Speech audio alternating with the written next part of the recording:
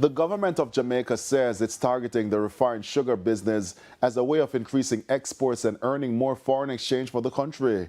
Agriculture Minister Floyd Green explained the demand for refined sugar is high in the Caribbean market and Jamaica is looking to capitalize. The minister feels the establishment of a new factory in Clarendon over the coming months will boost the manufacturing of refined sugar in the island. Mr. Green was speaking Tuesday at the groundbreaking ceremony for Tropical Sugar Companies Limited new factory in Lioneltown. We want to go for the refined sugar market in the Caribbean.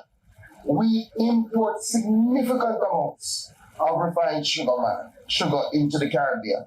And we know anything we produce in Jamaica is better than the rest. Our sugar is sweeter. So we plan to go after that as part of our drive to expand agriculture exports.